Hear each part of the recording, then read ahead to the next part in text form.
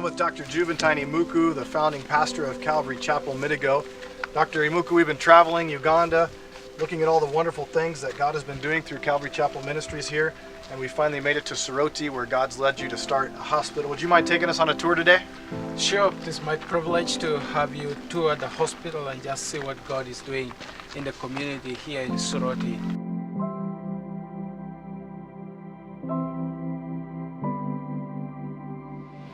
This is our laboratory. It's a diagnostic lab.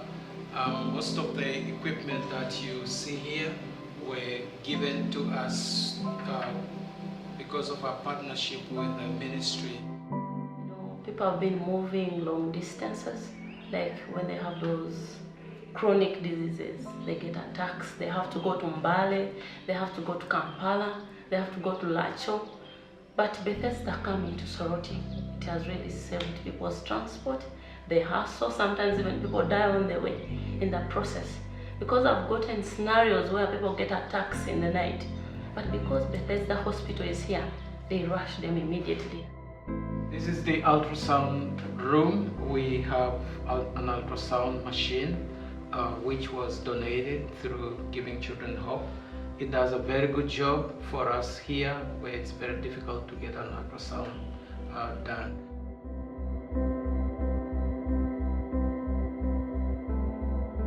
It's really about improving maternal survival. It breaks my heart to see a mother die because she became pregnant. I mean, pregnancy is supposed to be something to be celebrated, and then a new life coming to the world. Part of this is really to be able to save mothers that get pregnant.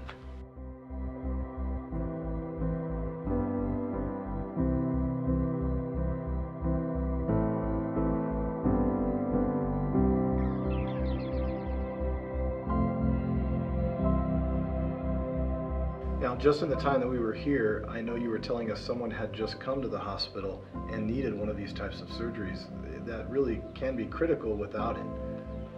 Yeah, I get called all the time, and my brother has acute appendicitis. Are you guys open? Are you guys going to help? And we go, no, our surgical center is not working yet.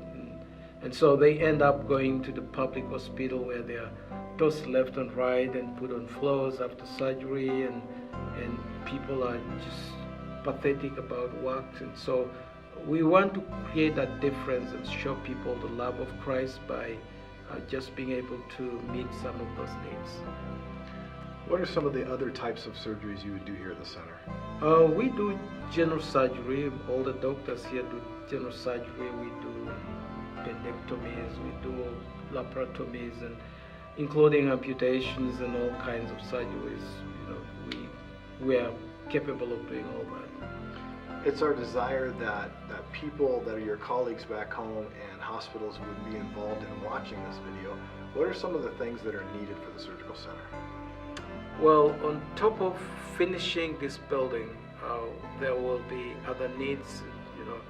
We need a sterilizer and a second operating table.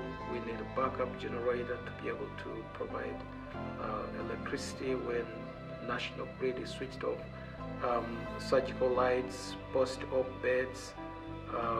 Critically, we need a scrub basin, cupboards for drugs and gunnies, and basically surgical furniture that is needed to start this surgical room to work. Let's talk a little bit about mission teams. Would you be open for having missionary nurses or doctors come for periods of time? Sure, short term and long term, this place would be very open. But it's really my desire to extend an invitation to medical teams and those who are coming for short term and long term to be able to come and serve the people, especially those that know the Lord, because we can serve physically and heal people, but we can't heal them spiritually. So I need both. If you're coming, you should be able to provide both spiritual healing and physical healing. What would you say to missions pastors or senior pastors who are considering getting their church involved in Calvary Chapel Mid-Go Ministries?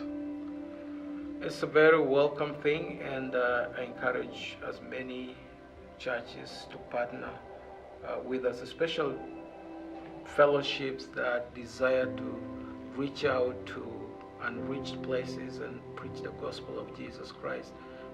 Those fellowships are more than welcome to come and partner with us and bring a team, and big team, a small team, and we can be able to reach out all these communities with the gospel of Jesus Christ. You know, all of the Calvary Chapel Mid-Go Ministries, the church plants, work in areas of the world where Jesus has not necessarily been preached. I know that you and I have experienced firsthand watching somebody die and knowing that the gospel wasn't presented to that person. How does it make you feel knowing that people are dying without Christ? Oh, it's a horrible feeling, because you know that you know the place they have gone to, and just knowing that you'll never see them again, because we will be eternally separated.